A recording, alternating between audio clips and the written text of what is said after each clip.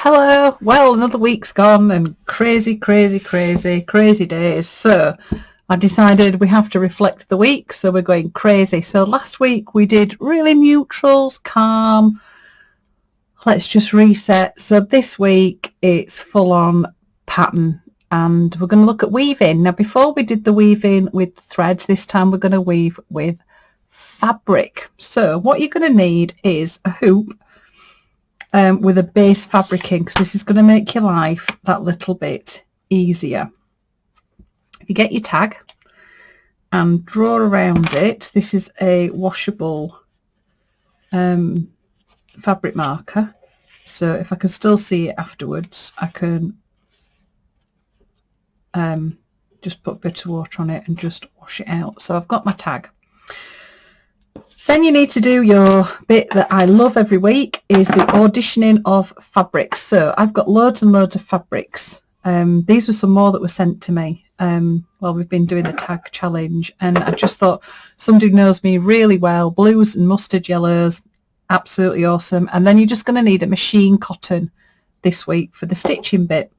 So what you want to do is gather together a selection of fabrics, and we're just going to work with some very thin strips that we're going to weave, and we're actually going to stitch it onto our backing just to make it a little bit easier. Now there's loads of different ways that you can do weaving. If you want to do it this way, that's brilliant. If you want to do it your own way, that's also perfectly fine. Okay, so I'm just going to give you, like I always do every week, the starting point, and then you can take it however you want. So we're going to be making our own warps and wefts with this. So things going horizontal, things going vertical, and we're going to start with our verticals. So what I'm going to do is just start cutting some strips of fabric and just start laying them down. Different thicknesses. If you've got the same pattern, you could do the pattern cut in one direction and then the pattern cut in another. It's quite nice to have different thicknesses of fabric. Great. I know a couple of people have asked me, oh, can we do something with selvage edges? This is a perfect project for a selvage edge. Your selvage edge is this little bit that's on the edge of the fabric that usually has the designer or the maker and usually a colour registration on it as well. So if you wanted to use those, feel free. Use anything that you have got in your stash. Okay. Get this cut.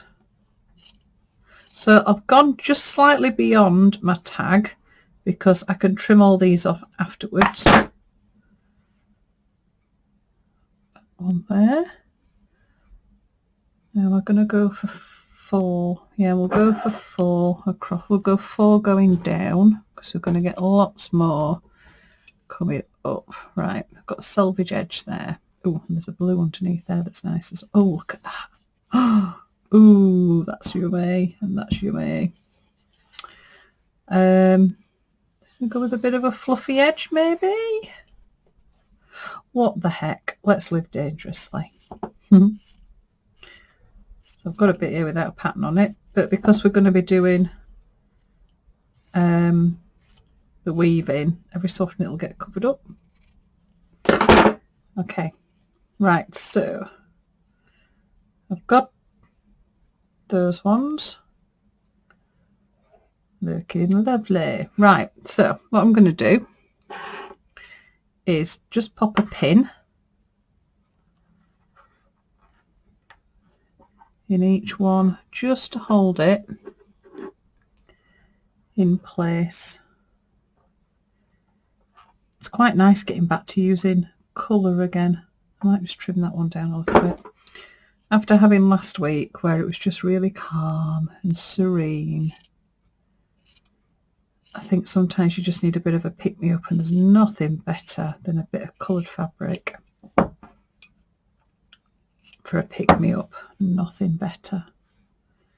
So when it comes to choosing colours, if you're a little bit unsure or not that confident in selecting different colourways, the best thing you can do is choose a pattern piece of fabric that you like and just look for the colours in there, and then see if you can pick out. You don't have to pick out every single colour, but just pick out a selection of colours and see if you've got fabrics and bits and pieces that'll fit in with that colourway. So with this one, that fabric there that's got the little flowers in, so you've got the cream, the yellow, the different blues, just all sort of fit together. Okay, right, then what I'm going to do is get myself a length of machine cotton and a fine needle. Okay.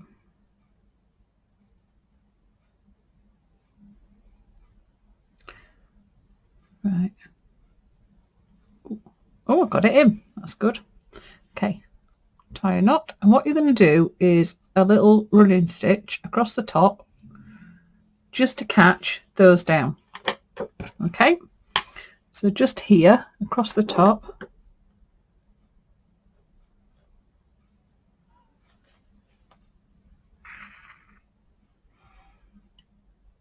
Just going to do, not doing a running stitch actually, I'm doing a back stitch. So back stitch, you go on a little bit further and then you go back to where you last came up. Oops, there we go. So where I'm coming up, so I've moved on about 2 or 3 mil, bring my needle up, and then I go back down where I last came up. And just work your way all the way along. This is going to then fix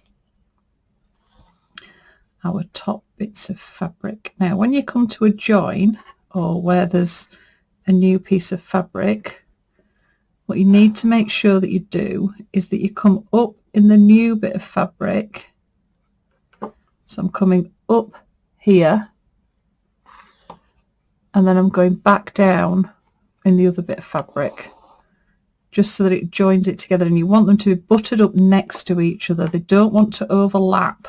If they overlap, then the weaving's not going to work. So they want to do it so they're just touching, not overlapping, just touching. Work your way all the way along the top.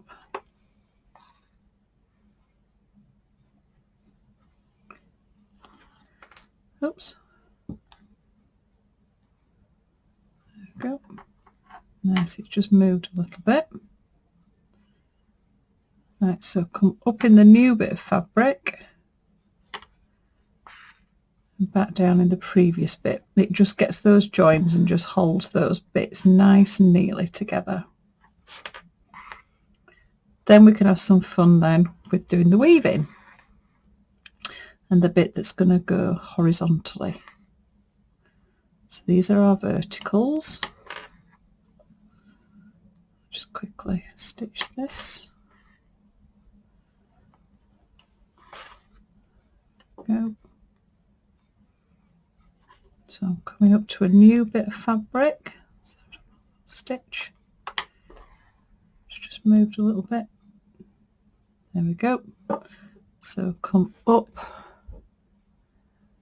in the new bit. So I've come up there where my thumbnail is, and then I'm going back down in the previous one. And just take your little back stitch just right to the edge.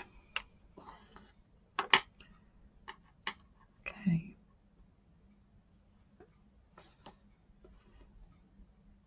Right, you're going to need a few pins. So we'll just have those just to hold some bits in place, just to make your life that little bit easier. So I've got right to the edge. Just pop through to the back and just tie it off. So just a couple of little stitches. And then I just bring my needle through that loop just a couple of times stops it from unthreading. Keep your thread in your needle because you're going to need that again. Okay, right, so I can remove your pins.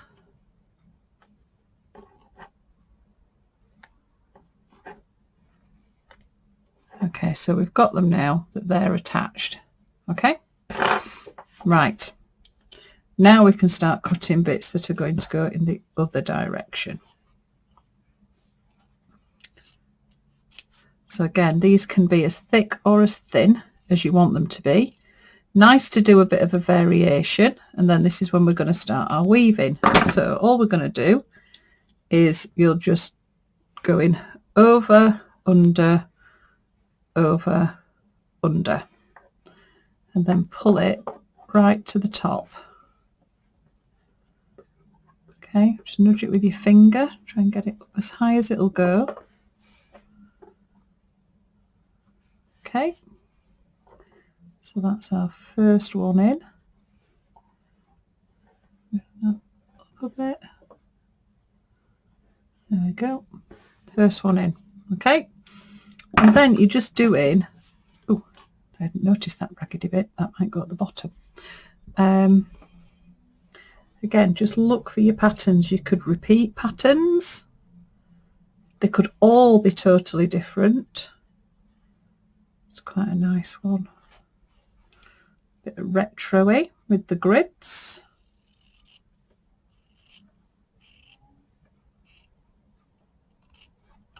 So, trim that. I don't want those bits sticking out yet. So where you went over, that's where you're going to go under. So that one went underneath, so that was over the top. So this next one goes underneath, over the top, underneath, over the top, and then again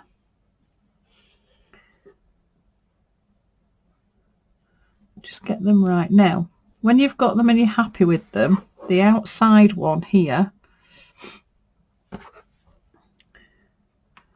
just pop a pin in it just to stop it from moving. There we go. Okay, what should we go with next? A bit of a blue. Go that way around. This is when you start end up looking for little bits in your patterns, but I wouldn't worry about it too much because depending on whether it's going under or over will actually depend on whether or not you can see it. So that went under, so that's going over, under, over, under. I wanted to see that big blue flower there. That's it, and again, shimmy them up so they're really nice and tight with the one above.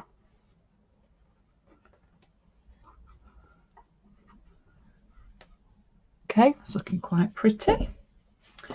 What else have we got? We've got a nice dark blue. It's quite nice as well to get different tones of colour, even if you only put a really, really thin strip.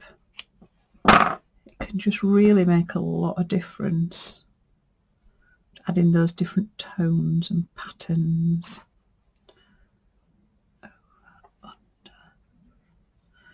You do find yourself talking to yourself every now and again. Just grab a couple of pins. I'm just going to go in there and come back up that one.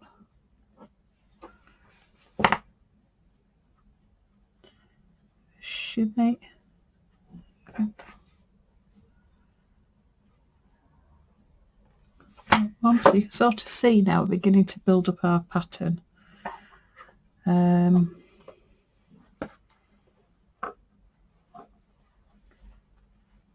Shame that's not got the colour registration on it because that's just really, really pretty. And I've still got a little bit more of that. So that went under, over, under, over, under. That's just quite nice because it's the same fabric, but I've tried to not include the yellow flowers on it. So I've got the yellow ones going down there, but then just the blue ones on that side. That's quite nice with the big blue flower.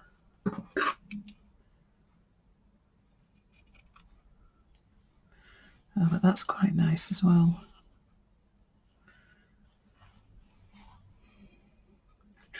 Like that pattern that's there, but I don't want to strip that big. Now if I cut it on the bias,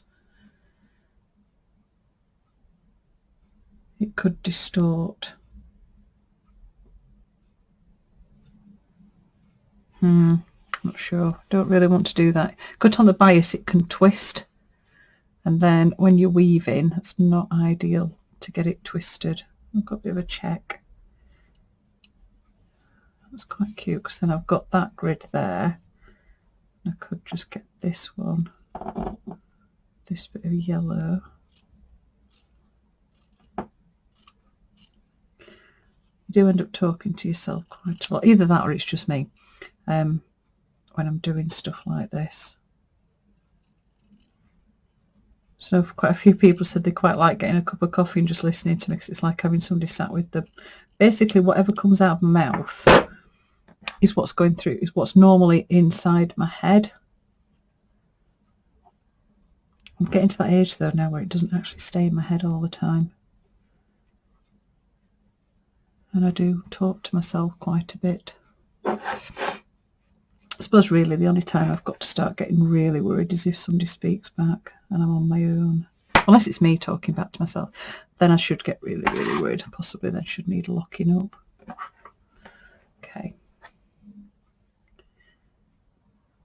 That's nice. Right, just get my tag. Just check the length.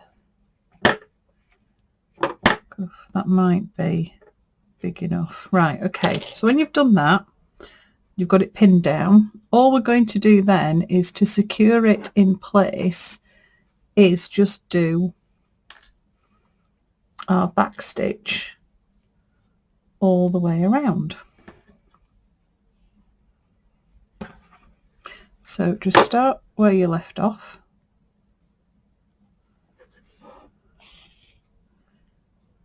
And all you're going to do now is a little back stitch all the way around the edge. That then, because you're stitching it onto your background, so I'm going right the way through to the back, going back through. As you get to your pins, you might want to take them out. Oops. And again, same as we did at the top, come up through a new piece. That hoop's going to get annoying in a minute. And then back down the previous one so that you get those edges all nicely stitched down.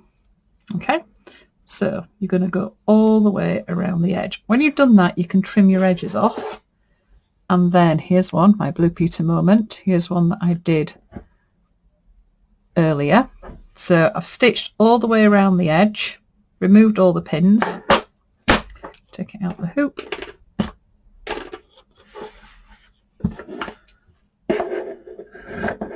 and trim the background piece.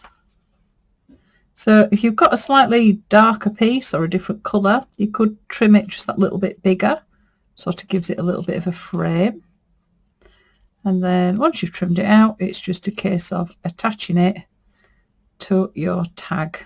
So all I do, if you remember, is a little blob of glue on the tag just to hold it in place, and then I stitch it to the actual card.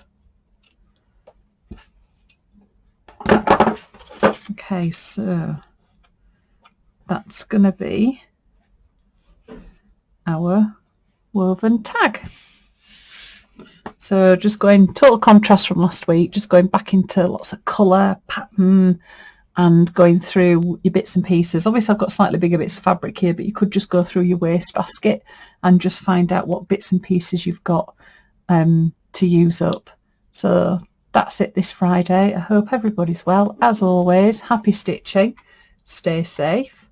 Hopefully everybody's okay wherever you are, and I will see you next Friday. Love and hugs. Bye bye.